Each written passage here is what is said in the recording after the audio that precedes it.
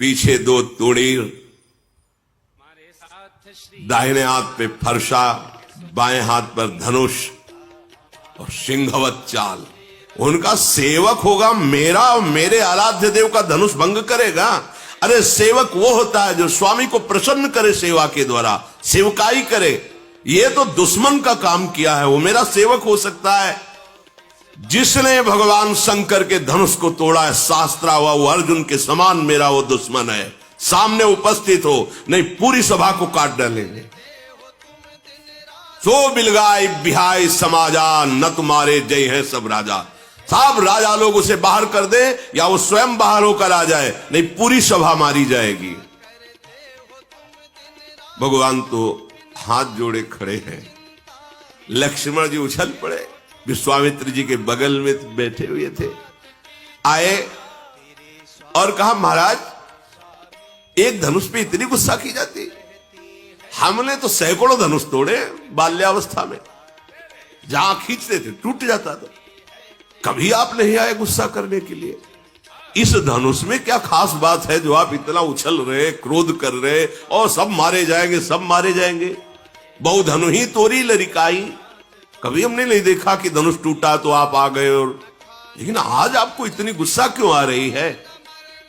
परशुराम जी ने कहा चिरंजीवी का आशीर्वाद दिया है इसलिए मैं शांत हो रहा हूं। रे नृप बालक काल बस बोलत तो ही न संभार, धनु ही सम त्रिपुरारि धनु विदित सकल संसार।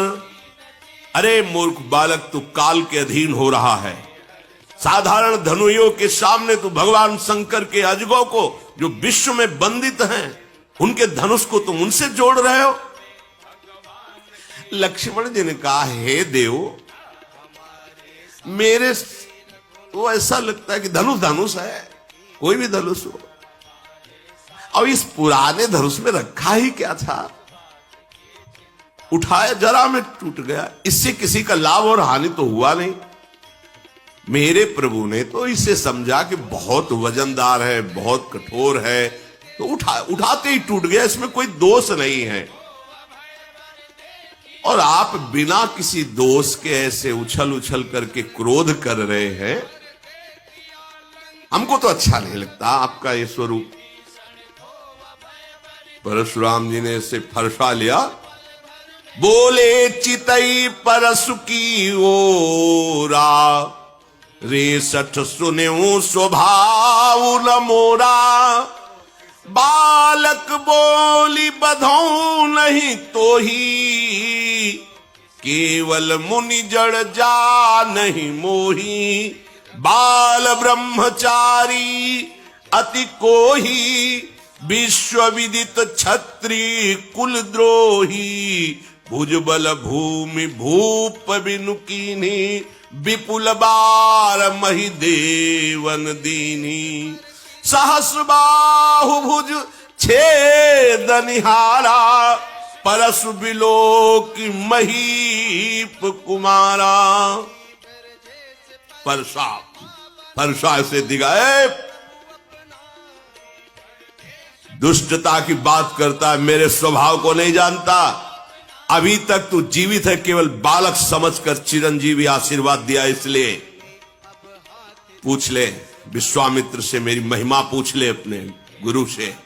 मुझे निरा मुनि मत समझ, मैं बाल ब्रह्मचारी अत्यंत क्रोध करने वाला हूं और दुष्ट राजाओं का विनाश करने वाला है।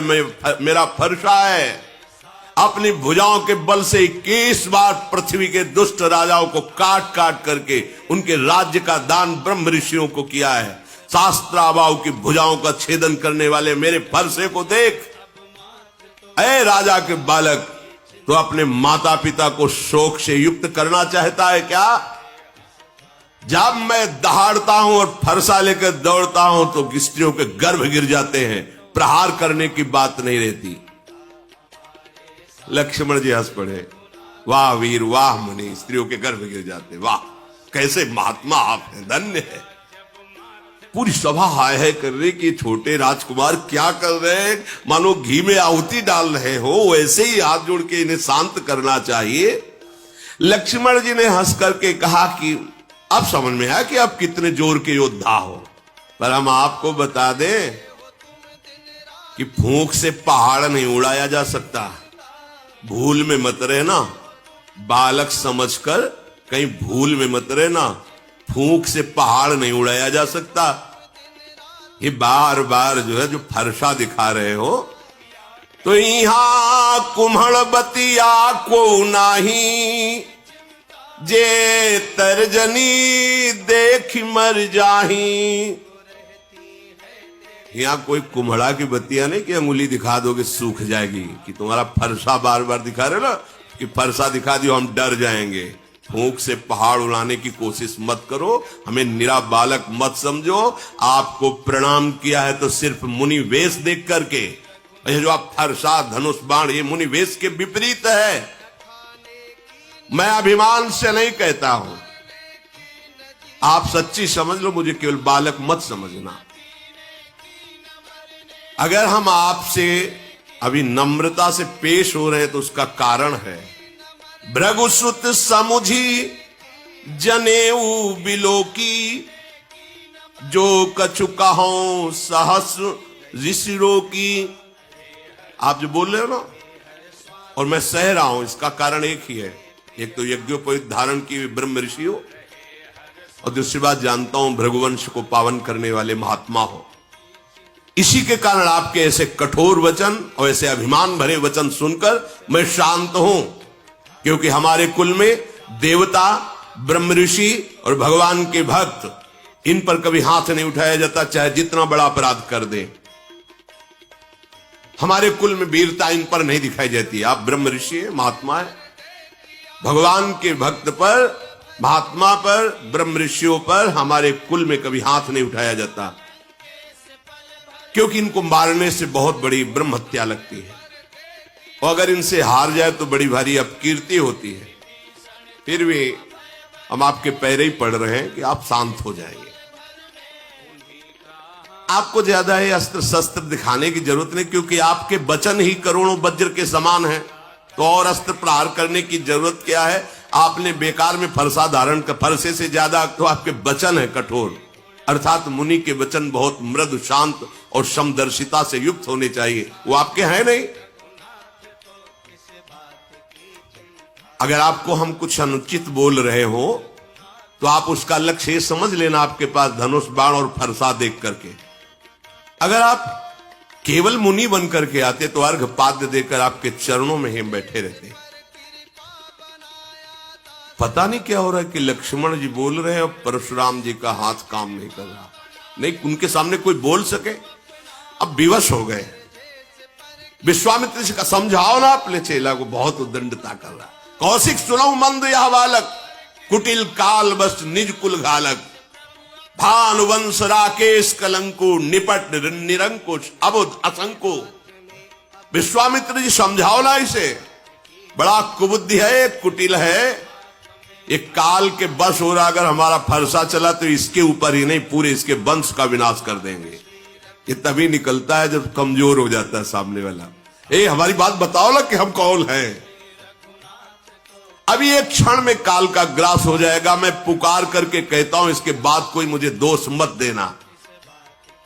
लक्ष्मण जी ने कहा, महाराज दूसरे को बताने की जरूरत ही नहीं। आपका यश, जब से आप आए तो अपने मुख से इतनी बार यश कह चुके हैं कि दूसरे को परिचय बताने की जरूरत नहीं। आप बार बार फरसा उठा बता चुके हैं। अगर अभी कुछ और रह गया हो तो और बता दीजिए। सब कह रहे कि ये जो गौरवर्ण का कुमार है तो बहुत ही विचित्र है।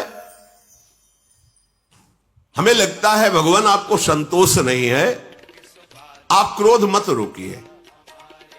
आप वीरता का वेश धारण किए हैं, आप और बोलिए, और बोलिए। जो कुछ करना चाहे आप कर लीजिए। आप क्रोध को रोकिए मत।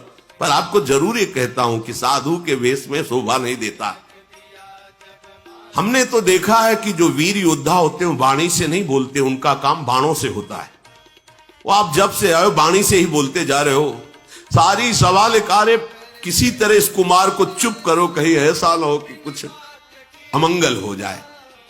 वो इधर लक्ष्मण जी ने कहा कि डींग हाँकना बंद करो महाराज, अब अपनी वाणी का वज्र प्रहार करना बंद करो। आप तो बार बार ऐसे धमका रहे हो, मतलब काल आपकी अंगुली के इशारे से ही चलता हो। लक्ष्मण जी की कठोर सुनते ही परशुराम जी ने भयानक फरसा संभाला और हाथ में लिया और बोले, आप दोष मत देना, मैं इसकी अभी गर्दन उतारता हूं। बहुत बचाया पर अब ये बचेगा नहीं। विश्वामित्र जी आ गए, क्षमा कीजिए, क्षमा कीजिए। देखो, बालकों की बातों पर आप जैसे महान ऋषि ध्यान नहीं देते, इनका स्वभाव ही ऐसा होता है। परशुराम जी ने कहा, मैं कुछ समझ नहीं पा रहा हूं कि वही मैं परशुराम, वही मेरा फरसा, मेरे हृदय में दया का लेश नहीं, और गुरुद्रोही मेरे सामने कठोर वचन कह रहा, मैं कुछ कर नहीं पा रहा। ये उत्तर पर उत्तर दिए जा रहा है, मैं इसे मार नहीं पा रहा। विश्वामित्र जी, हमें लगता है तुम्हारा प्रेम काम कर रहा है, कि हमारा तुम्हारा पहले का प्रेम है और तुम्हारे से, इसीलिए हमें लगता है हम इन्हें छोड़ रहे हैं, नहीं तो अब तक इस गुरुद्रोह करने वाले को मैं यमपुर पहुंचा देता। विश्वामित्र जी हंस करके सोच रहे कि मुनि को सब हरा ही हरा नजर आ रहा है, जैसे सावन में कोई अंधा हो जाए तो हरा ही हरा। इनको ये राजकुमार राजे कुमार नजर आ रहे, अभी इनकी दिव्य दृष्टि खुली नहीं कि देख पावे कि कौन है, चराचर के स्वामी सामने खड़े हैं। श्री राम और लक्ष्मण को साधारण छत्री समझ रहे हैं। विश्वामित्र जी ऐसा मन में सोचकर सावधान कर रहे, शांत। लक्ष्मण जी पीछे से विश्वामित्र जी के कहा कि महाराज, आपका सील और स्वभाव देखकर, क्या सील है, नम्रता है आपकी, और क्या स्वभाव है आपका, और हंस दिए। हम बतावे आपका सील स्वभाव? माता का गला उतारा है फरसे से, बड़ा सील है। अरे सब कह रही क्या, मतलब लक्ष्मण जी में भय कहां, भगवान शेष के अवतार है। मैं अच्छी तरह से जानता हूं, आप अपने माता की ऋण से ऋण हुए और पिता की ऋण से। अच्छा, गुरु का जो ऋण है वो आप उतारने के लिए मेरे भरोसे आए हो कि अब मैं इनको मार दूंगा तो गुरु ऋण से ऋण हो जाऊंगा। अच्छा, तो ब्याज सहित बताइए आपका गुरु ऋण क्या है, मैं चुका दूं। बुलाइए किसी हिसाब करने वाले को और बताइए आपके गुरु ऋण में मैं क्या चुका दूं। सुनि कटु बचन कुठार सुधारा, हाय हाय सब सभा पुकारा। भगवान परशुराम, आप तो नहीं बचेगा। और एकदम लक्ष्मण जी ने कहा, फरसा मत दिखाओ मुझे बार बार।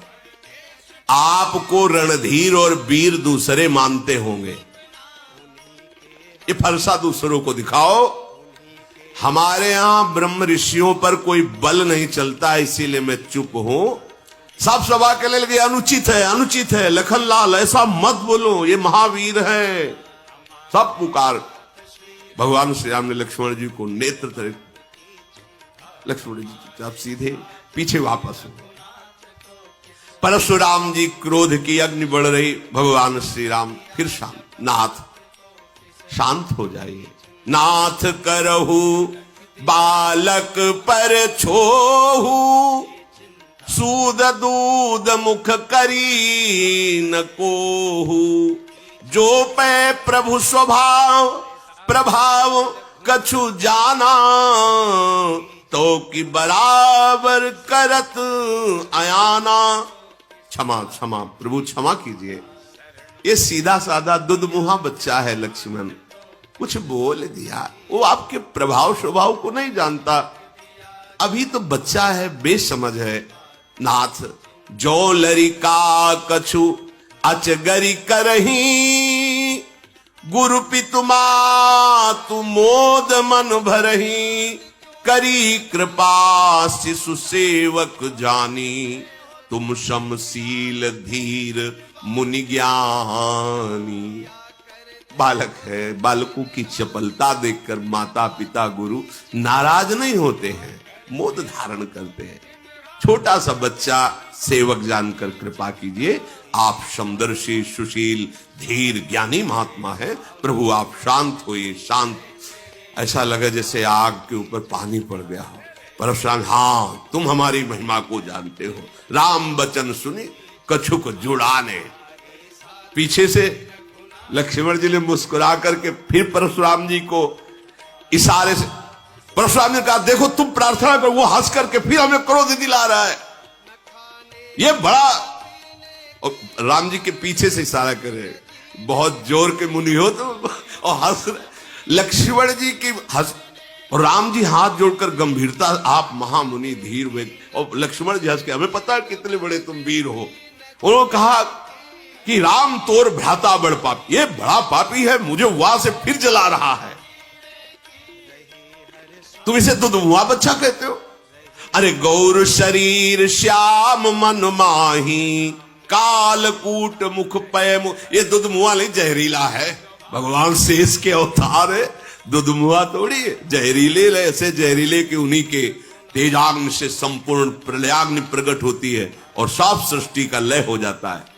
ये गोरे बदन वाला जो छोटा कुमार है, तुम इसे दुधमुआ कह रहे हो, दुधमुआ नहीं, ये विषमुआ है, बड़ा टेढ़ा है, तुम जैसे शील स्वभाव वाले हो ऐसा नहीं है वो।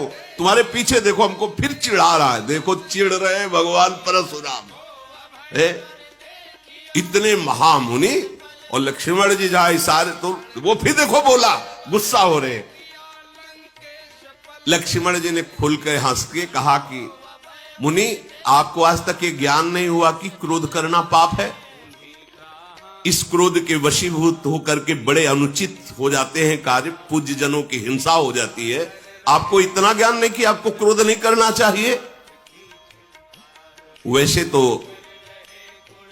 आप मुनिराज हैं, मैं सदैव आपके दासत्व को ही स्वीकार करता हूं, ऋषियों की दासता स्वीकार करता हूं। अब तो क्रोध त्याग दीजिए, धनुष टूट गया, अब जुड़ेगा तो है नहीं।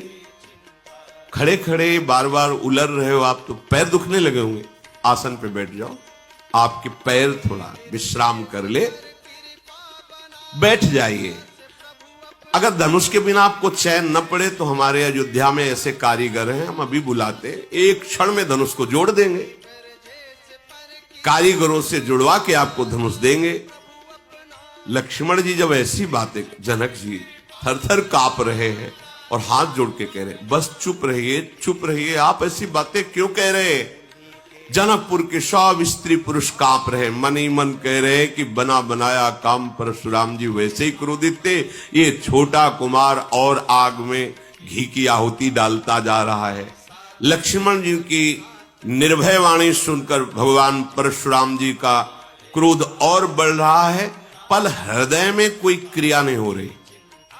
वाणी से तो बोलने पर हृदय एकदम शांत है, ना तो मारने की इच्छा हो रही है, एकदम हृदय शीतल, क्योंकि सामने साक्षात भगवान श्री राम विराजमान है। ये मन का मैला, शरीर का सुंदर, ऐसा लग रहा है जैसे विश्व में से भरा सोने का कलश हो। इसको भाई बस शांत कर दो, परशुराम जी सबसे इसको शांत कर दो। लक्ष्मण जी ने हंस करके कहा कि और किसी को कहने की जरूरत ही क्या है महाराज, आपका शांत वेश देखकर वैसे ही हम शांत हैं, मतलब आपका तो खुद अशांत स्वरूप हो रहा है इस समय। प्रभु श्री राम ने ऐसे देखा, अब शांत रहिए। लक्ष्मण जी सकुचा गए और विश्वामित्र जी बुलाए, लक्ष्मण जी को पास बैठाला। भगवान श्री राम हाथ जोड़े और विनय के साथ कोमल वाणी में कहा, प्रभु आप सुजान हो, बड़ा सुंदर स्वभाव आपका है, आप उस बालक की तरफ से मैं क्षमा मांगता हूं। देखो बालकों का स्वभाव, जैसे बरैया होती ना, वो बैठेगी उसका स्वभाव है, और अगर वो जरा सा डंक मारेगी तो वो फूल जाता है, जलन होती। ये बच्चों का स्वभाव, खेल खेल में कुछ अमंगल कर सकते हैं। जो साधुजन होते हैं, बड़े बूढ़े जन होते हैं, बच्चों पर दोष नहीं देखते हैं। आप कृपा करो, नाथ जानना चाहते हो कि धनुष भंग करने वाला अपराधी कौन है, तो अपराधी मैं आपके सामने हूं। ये धनुष भंग अपराध मेरे से हुआ है, यदि आप अपराधी जानना चाहते हो तो मैं हूं। स्वामी अब चाहे आप कृपा करो या क्रोध करो, वध करो या बंधन में डाल दो, जैसा आप समझो। मैं आपका दास हूं, आप जैसा चाहें वैसा आप हमारे साथ बर्ताव करें। मुनिराज जिस तरह से आपका क्रोध दूर हो वो उपाय कर लो। मुनि ने कहा कि क्रोध कैसे जाए? अब भी वो विश्वामित्र जी के पास बैठा हुआ टेढ़ा ही हमारी तरफ देखा, और इनकी भी दृष्टि वही लगी लक्ष्मण जी के ऊपर। वो होता है ना, एक बात और है, जो चिढ़ने लगे ना तो उसको लोग और चिढ़ाते हैं। जैसे तुम्हें कोई कहे चिढ़ा, और आप चिढ़ो ना तो फिर वो धीरे धीरे शांत हो जाएगा। पर परशुराम जी चिढ़ रहे, ऐसा स्वभाव कभी नहीं देखा गया इनका। पर आज भगवान का प्रभाव और स्वभाव ऐसा है कि सब है तो भगवान के अंश ही ना, वो अहंकार नहीं रहने देते। किसी सुनहु राम कर सहज स्वभाव, जन अभिमान न राखे काऊ। परशुराम जी की विनय राम जी कर रहे, पर राम जी पर नहीं देख रहे, लक्ष्मण जी की तरफ देख रहे। जो विश्वामित्र वहां से वो मुस्कुरा के ऐसे बोले, फिर भी देखो वहां से हमारी हंसी उड़ा रहा है और वो टेढ़ा ही देख रहा है। अब तो इसकी गर्दन पर कुठार ना चलाया तो मेरा क्रोध करना व्यर्थ चला जाएगा।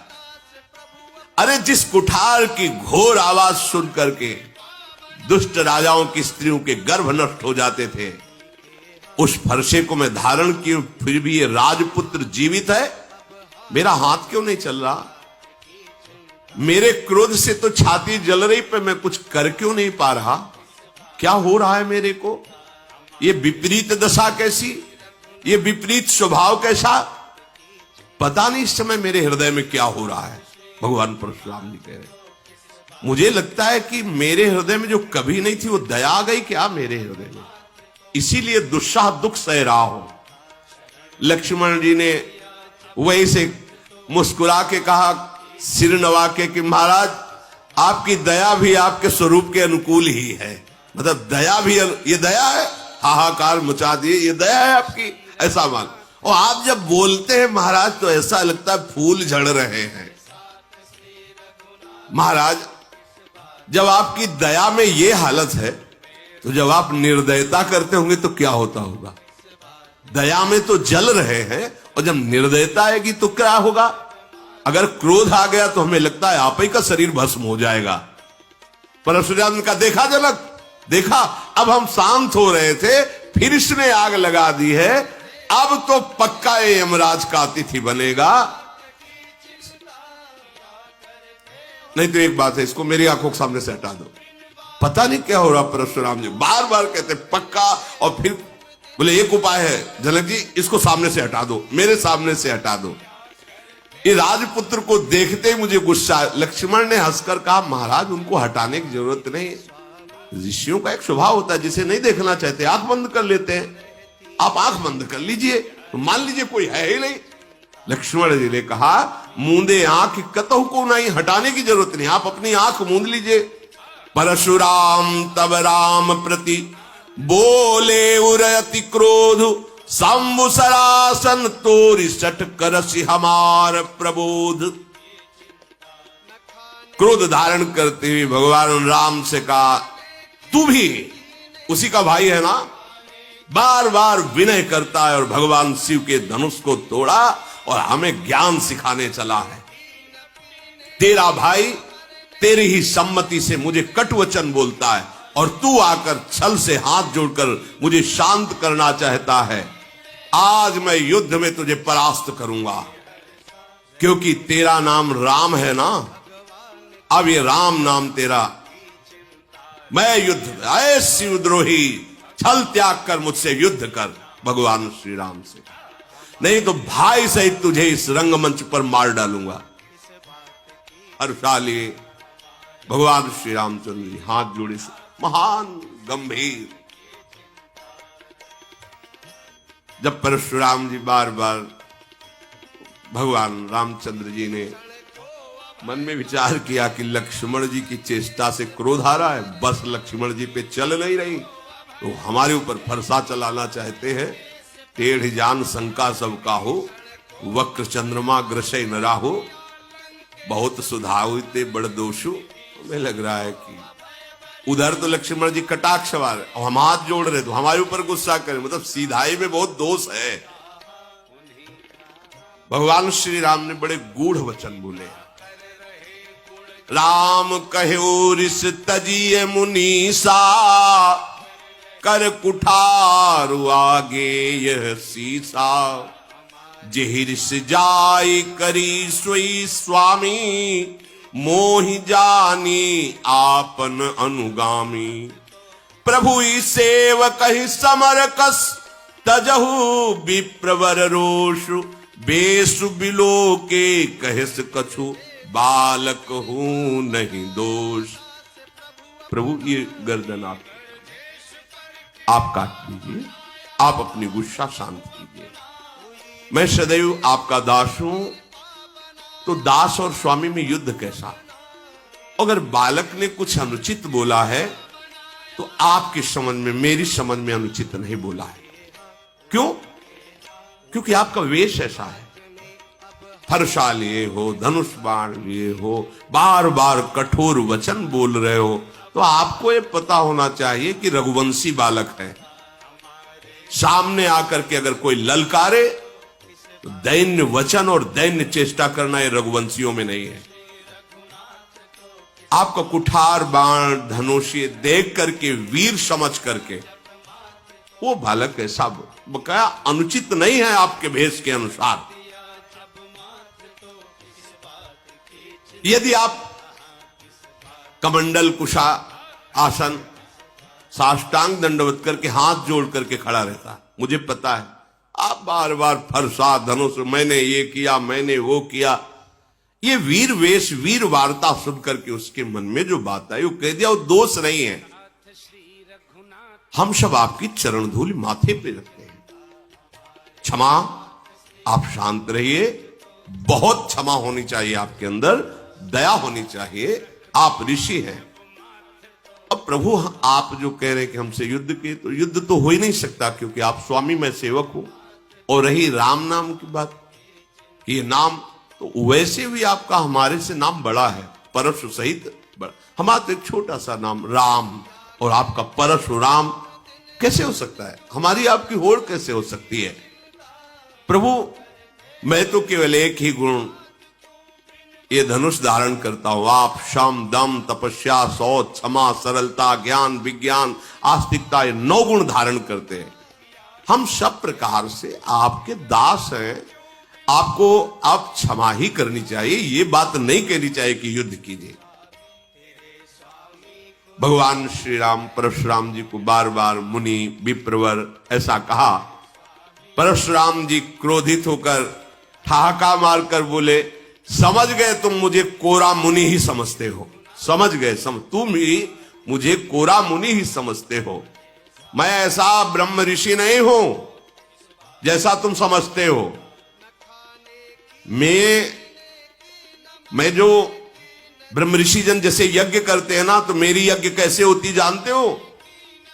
धनुष श्रुआ बाण आहुति, मेरी क्रोध भयंकर अग्नि और दुष्ट राजाओं की चतुरंगणी सेना समिधा और ललकार ललकार के काटना स्वाहा, मैं ऐसा मुनि हूं।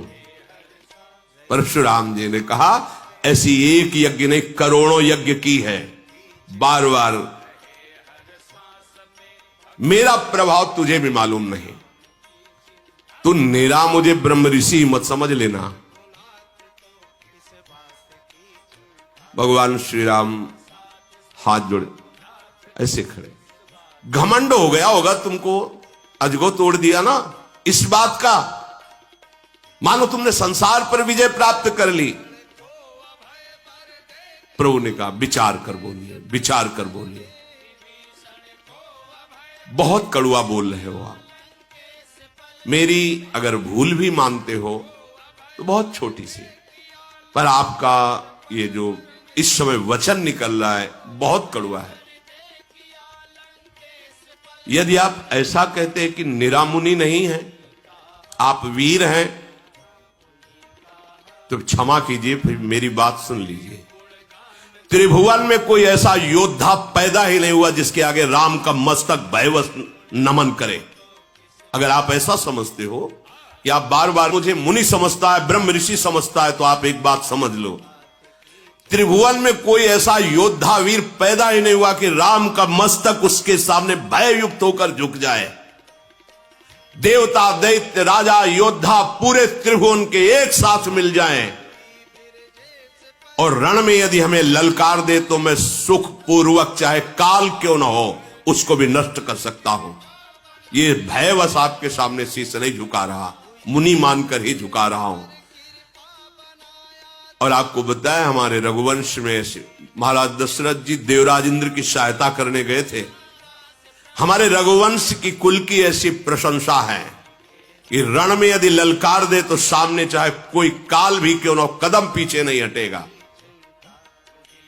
परशुराम जी के शरीर में कंप शुरू हो गया जब राम जी बोले कि आप अगर ऐसा समझते हैं कि मैं बार बार मुनि और ऋषि कह रहा हूं तो आप ऐसे ऋषि नहीं, आप महावीर। तो आप इतना समझ लीजिए भयवश राम का सिर झुक नहीं सकता, चाहे त्रिभुवन एक साथ होकर के लड़ ले, चाहे काल के सामने खड़ा हो, रघुवंशी कभी कदम पीछे नहीं हटा।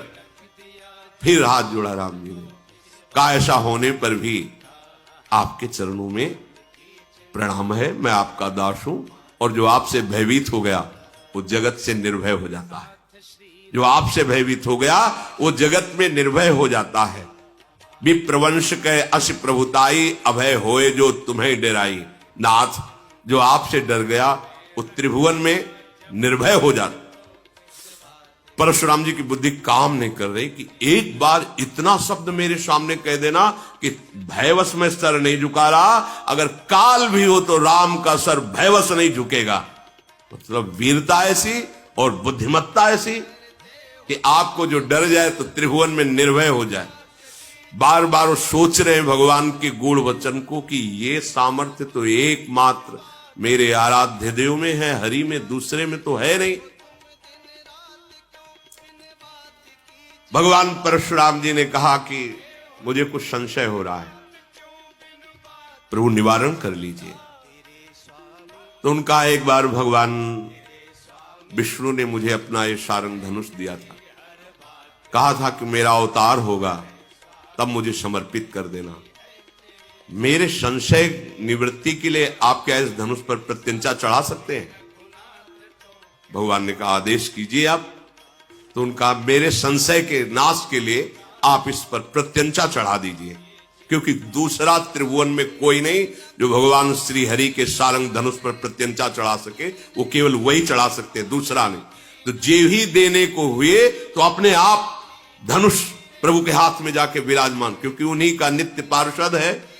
भगवान ने एक क्षण में खींचा, प्रत्यंचा चढ़ाई, अमोघ बाण संधान किया, देत चाप आप ही चल गयऊ, परशुराम मन विस्मय भयऊ। जाना राम प्रभाव तब पुलक प्रफुल्लित गात, जोरी पानी बोले बचन, हृदय न प्रेम अमात। आहा, मैं जान गया, क्षमा कीजिए प्रभु। पुलकित हो रहे भगवान परशुराम जी, हाथ जोड़कर हृदय में प्रेम नहीं समा रहा। ओहो रघुकुल रूपी कमल वन के सूर्य में समझ गया आप कौन है। आप भगवान श्री हरि है। प्रभु आपकी